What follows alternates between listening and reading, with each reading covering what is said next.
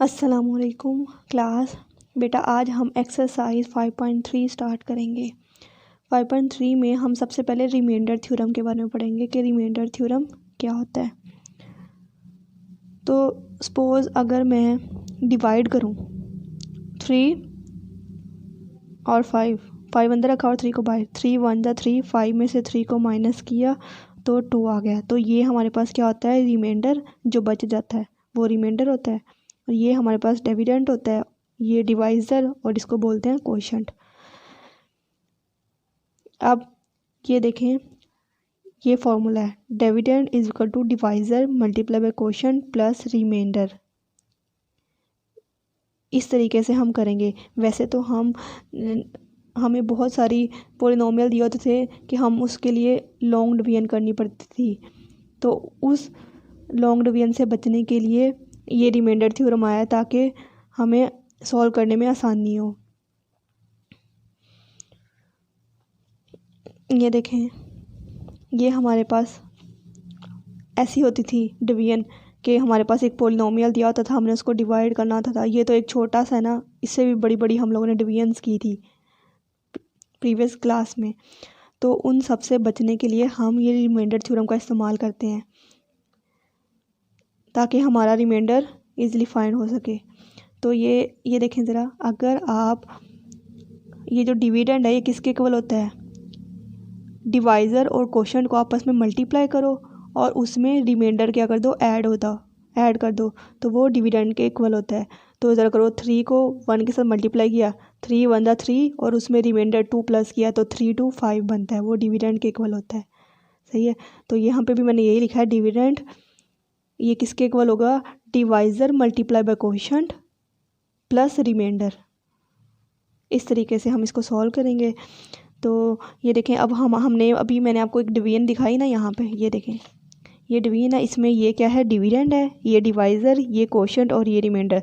ये आता है ना आंसर, डिवाइड करने के बाद ये रिमाइंडर बच जाता है और ये हमारे पास कोशेंट आ जाता है। जब इसको हम डिवाइड करेंगे इससे तो यहाँ पे लिखते जाएंगे। तो इसको नहीं लिखूँगी मैं, सिर्फ डिवाइज़र और डिविडेंड लिखूँगी। डिवाइज़र हमारे पास क्या है, ये देखें, पहले मैंने लिखा डिविडेंड हमारे पास क्या था, ये 9x² - 6x + 2, ये लिख दिया। डिवाइज़र हमारे पास क्या था, x - 3 के, हमने इसको इस पे डिवाइड करना है। और कोशेंट ये अभी हमने फाइंड करना है, ये सॉल्व करने के बाद पता चलता है ना। तो यहाँ पे मैंने कोशेंट को Q(x) से लिख लिया, ओके, और R एज इट इज़, क्योंकि हमने रिमाइंडर निकालना है। तो अगर अब देखो रिमाइंडर कैसे आएगा, ये रिमाइंडर कैसे आएगा, जब ये पूरा क्या हो जाएगा, ज़ीरो हो जाएगा। ये ज़ीरो होगा तो इसको इससे मल्टीप्लाई करोगे तो ज़ीरो हो जाएगा, तो रिमाइंडर की वैल्यू होगी। हमने फाइंड ही रिमाइंडर करना है, तो हम क्या करते हैं कि इसमें क्या ऐसा पुट करें कि ये ज़ीरो बन जाए। तो अगर मैं देखूँ 3 - 3, अगर मैं इस x की जगह 3 पुट कर दूँ तो 3 - 3 क्या हो जाएगी, ज़ीरो, और ज़ीरो को जब Q(x) के साथ मल्टीप्लाई करेंगे तो वो ज़ीरो आ जाएगा। तो हमारे पास इस तरह से रिमाइंडर आ जाएगा। तो मैं क्या करती हूँ, पुट x = 3, दोनों तरफ पुट कर दिया, जहाँ जहाँ x है वहाँ वहाँ तो क्या पुट कर दिया, 3 पुट कर दिया। तो x की जगह 3, 9 एज इट इज़, 3 का स्क्वायर -6 × 3, x की जगह 3 आ गया और +2 एज इट इज़। इसी तरह से ये x की जगह 3 - 3, ये कोशेंट एज इट इज़ आ गया और रिमाइंडर भी, ओके। उसके बाद 3 का स्क्वायर लो, 3 को 2 टाइम्स मल्टीप्लाई किया, 9, 6 3 = 18 +2 एज इट इज़, 3 में से 3 माइनस किया, 0 आ गया और ये भी एज इट इज़, ये भी एज इट इज़। 9 9 = 81 -18 +2। अब 0 को इसको कोशेंट के साथ मल्टीप्लाई करो, Q(x) के 0, Q(x) 0 आ जाएगा, तो प्लस R, 0 को किसी भी नंबर के साथ मल्टीप्लाई करो तो 0 ही आंसर आता है। इसी तरह 81 - 18 83, ये आ जाएगा 83। इसमें 81 में 2 प्लस किया, 83 प्लस -18, इसको प्लस माइनस किया तो हमारे पास क्या आ गया, 65 आ गया। रिमाइंडर क्या आ गया, 65 आया। जब हमने इसको इस तरह से डिवाइड किया था तब भी हमारा रिमाइंडर क्या आ रहा था, 65 आ रहा था। तो इट मीन्स ये हमारे पास क्या है, इजी मेथड है, इसलिए हम रिमाइंडर थ्योरम आया ताकि हम उस लॉन्ग प्रोसेस जो इतनी लंबी डिवीजन करते हैं, लॉन्ग डिवीजन से हम डायरेक्ट इस मेथड से कर लें और हमारा रिमाइंडर आ जाए। अब हम इस क्वेश्चन में इस तरह से डिवाइड करेंगे, हालांकि पॉलिनोमियल हमें कुछ इस तरह से ही गिवन होगा, लेकिन हम उसको इस मेथड से डिवाइड करेंगे, ओके। आपकी बुक में भी देख लेते हैं। ये रिमाइंडर थ्योरम है, ये डेफिनेशन में लिखो, if a polynomial P of X is divided by a linear divisor X minus A then the remainder is P of A. उन्होंने कहा है कि अगर हमारे पास पी ऑफ एक्स एक पोलिनोमियल है, इज़ डिवाइडेड बाय, उसको डिवाइड करें लीनियर डिवाइजर, और डिवाइजर क्या है X minus A, then remainder क्या आएगा, पी ऑफ ए आएगा। रिमाइंडर क्या आएगा, पी ऑफ ए। अब देखो एक्स माइनस ए है ना, इसको अगर मैं एक्स माइनस ए को एक्स की वैल्यू निकालूँ यहाँ से, वो पी ऑफ एक्स में पुट करनी है ना, तो एक्स माइनस ए को अगर मैं ज़ीरो के इक्वल ऐड करूँ तो एक्स की वैल्यू क्या आ जाएगी, इस इक्वेशन को मैंने ज़ीरो के इक्वल ऐड कर लिया तो एक्स की वैल्यू ये जो माइनस है ये उधर जाके क्या हो जाएगा, प्लस हो जाएगा, तो ये प्लस ए आ जाएगी। तो आप पी ऑफ एक्स में पुट करो एक्स की वैल्यू, तो पी ऑफ ए आ जाएगा, सही है। देन द रिमाइंडर, तो वो रिमाइंडर क्या होगा, पी ऑफ ए, ये हमारे पास पी ऑफ ए क्या होगा, रिमाइंडर होगा, सही है। तो ये देखो P of X is equal to X minus A multiply by quotient plus remainder, ये वही चीज़ लिखी हुई है, लेकिन उन्होंने चूँकि पोलिनोमियल की बात हो रही है इसलिए हमने लिख दिया एक्सप्रेशन है। तो P of X is equal to Q ये देखो इसका, और ये किसके इक्वल होगा, इसके और कोशेंट के मल्टीपल प्लस रिमाइंडर से। तो ये अब हम देखते हैं कैसे करना है।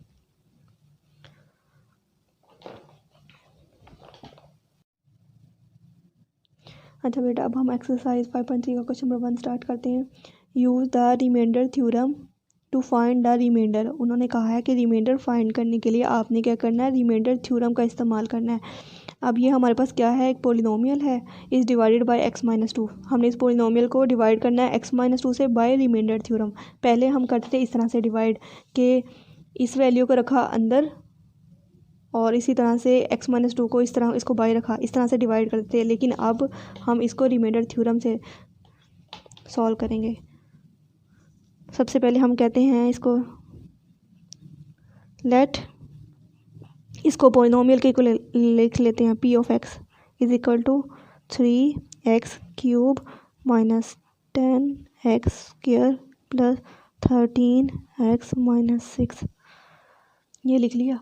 अब हमें क्या चाहिए, x की वैल्यू चाहिए जो कि हम इसमें पुट करेंगे, ठीक है। तो अब ये क्या है हमारे पास, ये divided by x minus two है। अब इस इक्वेशन से हम क्या निकालेंगे, x की वैल्यू निकालेंगे। वो कैसे, put x minus two is equal to, इसको किसके इक्वल करेंगे, ज़ीरो के। तो जब ये इधर जाएगा माइनस टू इक्वल के उस साइड पे, तो x इक्वल टू टू आ जाएगा, ठीक है। तो ये हम x इक्वल टू टू किस में पुट करेंगे, इसमें। अब यहाँ लिख देते हैं बाय रिमाइंडर थ्योरम,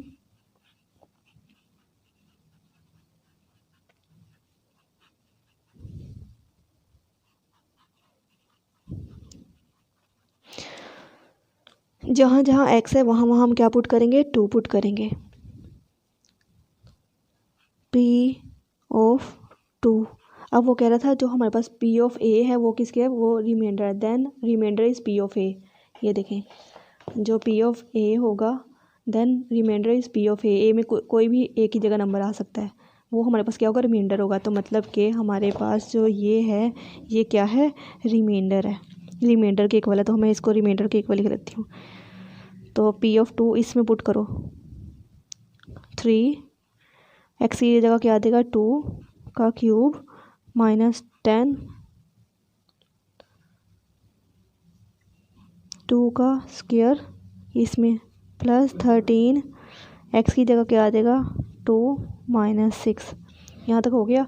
उसके बाद अब हम क्या करेंगे, 3 एज इट इज़, 2 को 3 टाइम्स मल्टीप्लाई किया, 2 2 ज़ा 4 4 2 ज़ा 8 माइनस 10, 2 को 2 टाइम्स मल्टीप्लाई किया, 2 2 ज़ा 4 प्लस 13 2 ज़ा क्या हो जाएगा, 26 हो जाएगा, माइनस 6 ऐसे आ गया, ओके। तो इस तरह से 8 3 ज़ा 24 माइनस 10 4 ज़ा 40 प्लस 26 माइनस 6। तो इसको ज़रा प्लस माइनस करें आप कैलकुलेटर से, तो इसको देखते हैं क्या इसका, ये जो p ऑफ a है हमारे पास वो क्या होगा, रिमाइंडर। ये हमारे पास मतलब क्या आ जाएगा, रिमाइंडर आ जाएगा जो भी आंसर आएगा। तो इसको करते हैं 24 में 26 प्लस किए,